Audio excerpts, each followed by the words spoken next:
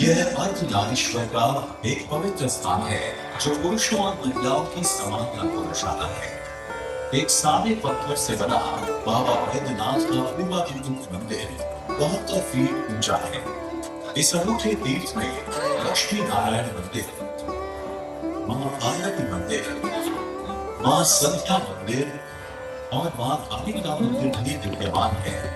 इस पवित्र भूमि में शिवलिंग की स्थापना श्री हरि अर्थात भगवान विष्णु द्वारा होली के शुभ दिन पर की गई है। उस शुभ अवसर को आज भी हरि को मिलन के रूप में मनाया जाता है। शहर में शोभा यात्रा का आयोजन होता है। भगवान श्री कृष्ण की मूर्ति को बाबा बैद्यनाथ के मंदिर में लाया जाता है।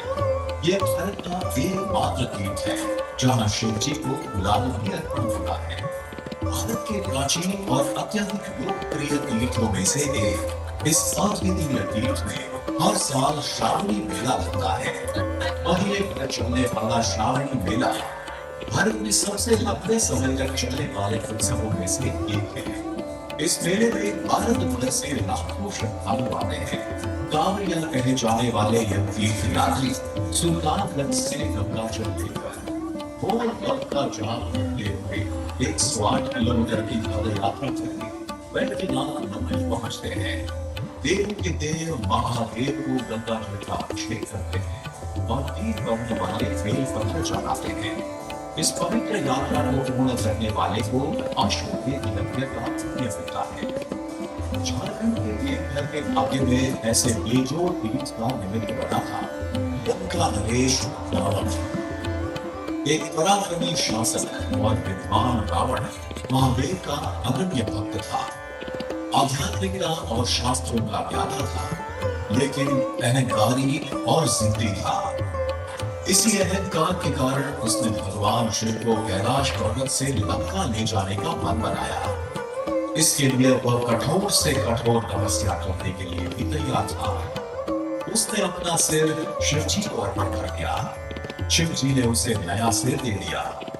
उसने जब 10वीं बार अपने सिर का बलिदान दिया, तब भगवान शिव उसकी तपस्या देखकर प्रसन्न हुए, उसकी इच्छा का स्वीकार किया, लेकिन एक शर्त पर। शिव जी की प्रसन्नता से स्वर्ग में हाहाकार मच गया।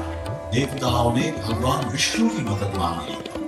शिव जी की शर्त यह थी कि अगर शिवलिंग को रास्ते में कहीं जमीन पर रखा गया तो फिर वो वहां से शिवलिंग को नहीं ले जा सकता। शिव जी के वरदान से प्रसन्न रावण लंका की तरफ चलने लगा।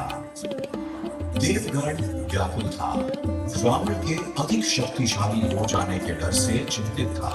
तभी भगवान विष्णु ने देवी गंगा का आह्वान किया और रावण के शरीर में प्रवेश करने को कहा, जिससे रावण को लघु क्षमता के लिए रुकना पड़े।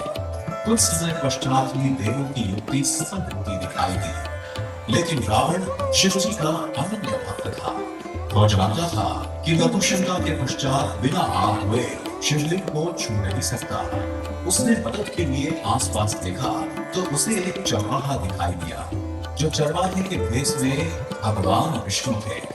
चरवाहा शिवलिंग को उठाए रखने के लिए सहमत हुआ। रावण शीघ्र ही लौट आने की बात करके निकल पड़ा। गंगा जी ने रावण के शरीर से बाहर निकलने में बहुत समय लिया। शिवलिंग को अधिक देर तक उठाए रखने में शिवलिंग को जमीन पर रख दिया। रावण ने लघु क्षमता के पश्चात हस्त प्रक्षालन के लिए पानी ढूंढा, लेकिन आसपास कहीं पानी नहीं था। उसने धरती से पानी निकालने के लिए जमीन पर प्रहार किया। यह जल स्रोत आज भी मौजूद है। हस्त प्रक्षालन के पश्चात लौटने पर रावण ने शिवलिंग को जमीन पर देखा तो वह गुस्से से लाल पीला हो गया। उसने शिवलिंग को उठाने के लिए अपनी पूरी ताकत लगा दी, मगर शिवलिंग को उठा ना सका।